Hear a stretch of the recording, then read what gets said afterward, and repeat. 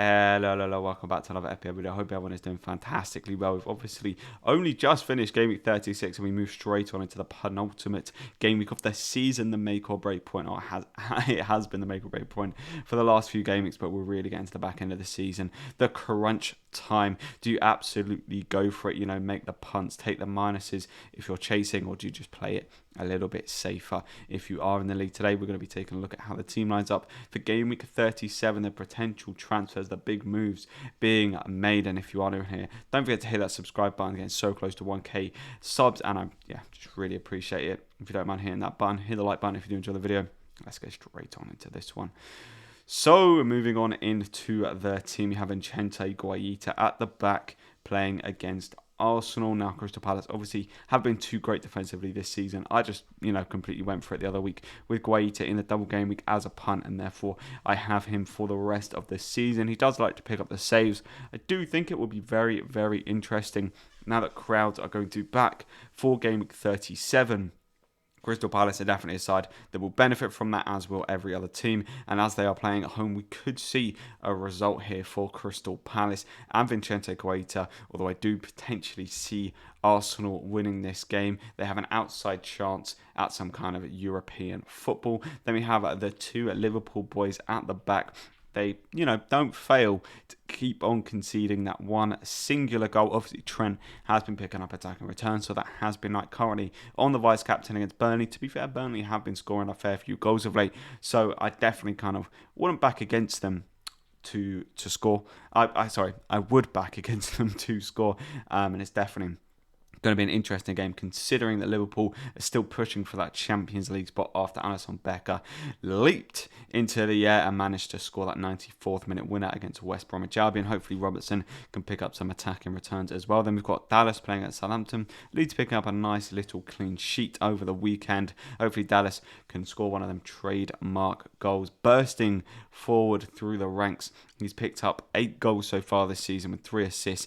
Absolutely unbelievable for a defensive asset who basically plays at cam. And against the Southampton side, who, to be fair, I think they can score, but defensively don't look too great. So definitely Dallas could be getting himself on the score sheet. And then moving on into the midfield, obviously Mahrez, the player I punted on last week with the captain, he didn't end up playing, but to be fair, he didn't end up playing at all. He didn't have that 1 point effect where get the 1 point captain. The vice captain went on to Kane, so it didn't end up too badly, but hopefully he'll play in this game, because obviously the reason I brought him in is when Mahrez plays, he loves to haul. Then we have Wilfried Zaha managed to pick up a goal against Aston Villa as Crystal Palace clawed their way back from 2-1 down. Zaha picking up a nice little goal where he cut inside. Not the greatest for bonus points though, and he did pick up a yellow card, so only actually getting 6 points after he scored a goal wasn't the best, but we move. Obviously, I hope Mahrez will do well.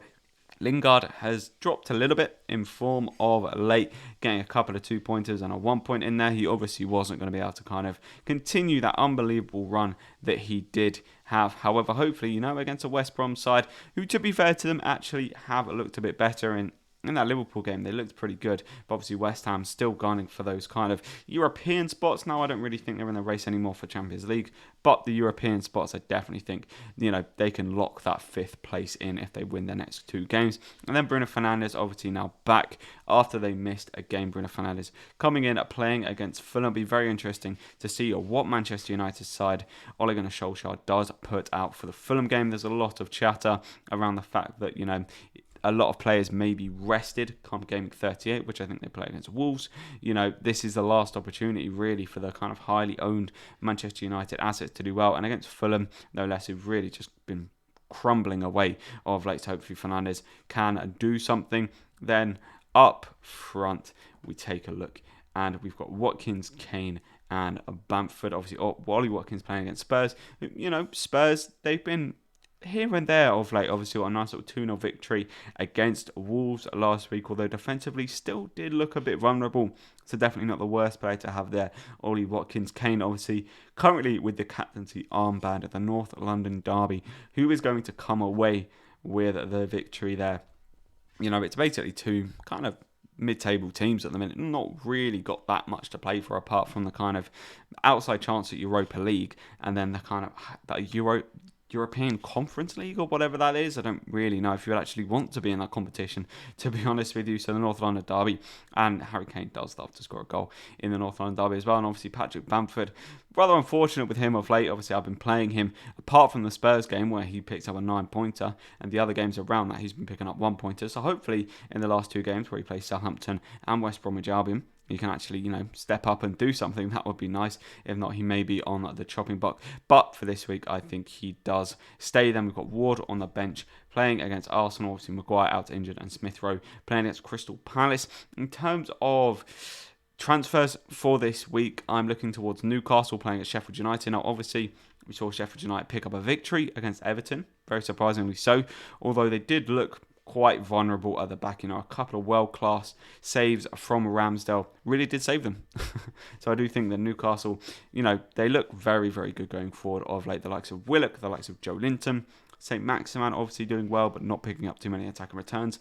I think I'm going to go with St. Maximan, just because the style of player that seems to work really well is that kind of style. Eze obviously last week absolutely smashed it against Newcastle, and I think the way that kind of St. Maximan and Eze dribble round players, that just turn of speed that they've got, I reckon that he can have a real impact in the Sheffield United game.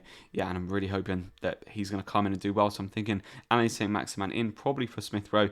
Probably, I may even put the captaincy on him, just that stage of the season. Why the hell not punt? I think St. Maximan could absolutely smash it. So yeah, this has been my quick little preview ahead of Game Week 37. Obviously, we're getting to the crunch time of the season. Game Week 37, the penultimate game week. We're almost there at the back end of the season. It's going to be a very, very interesting last couple of game weeks. Could make or break a few people's season. Let me know down in the comments any kind of moves you're thinking of making. The last captaincy decision, it's been a hell of a season. And yeah, I will catch you in the next one. Don't forget to hit that subscribe button, hit the like button, and I'll see you later.